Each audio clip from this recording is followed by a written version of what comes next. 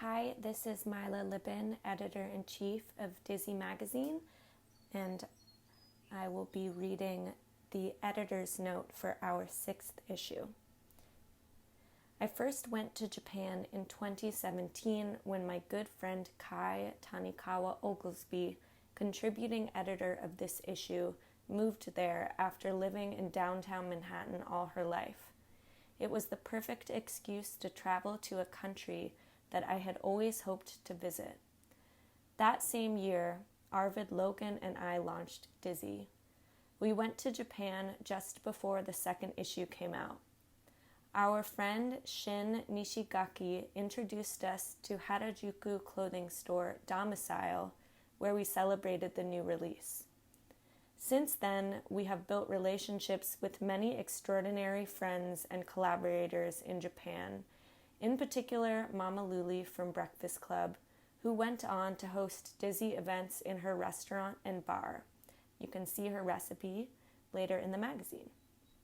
In 2019, Luli came to New York, where she and Kai organized a week-long BC pop-up at our Friends Gallery entrance.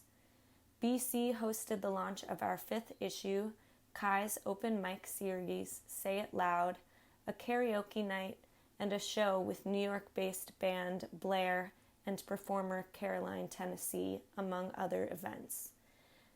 Dizzy feels, to us, inextricably linked to Tokyo, as some of our first memories with the magazine took place there.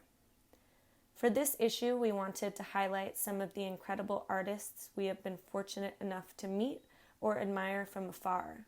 It felt natural to focus on a city and community that has always both welcomed and supported us.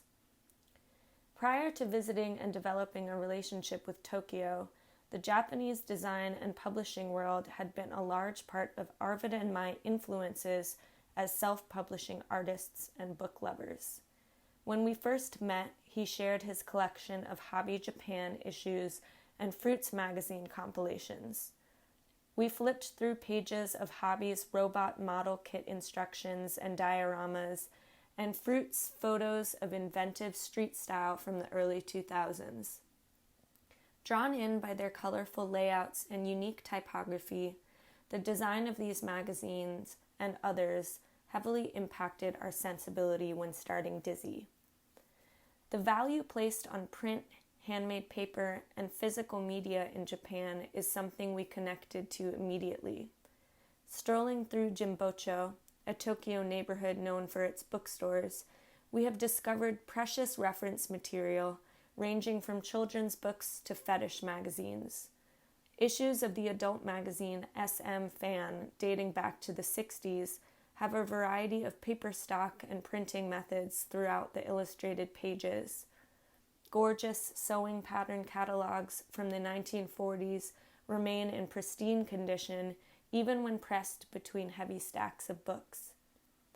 Now it has almost become a tradition for us to visit Japan in the spring, to reunite at places like Breakfast Club, where Adam Zoo and Mama Luli cook a big feast to be shared by everyone, or Commune, where Dizzy Issue 4 cover artist Emma Coleman's book sits beside Shiori Ineko's, who photographed Mariko Mori for this issue.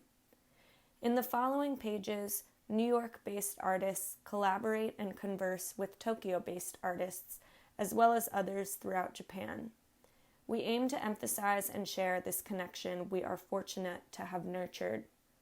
New York can be a bubble, a place we often forget to look outside of.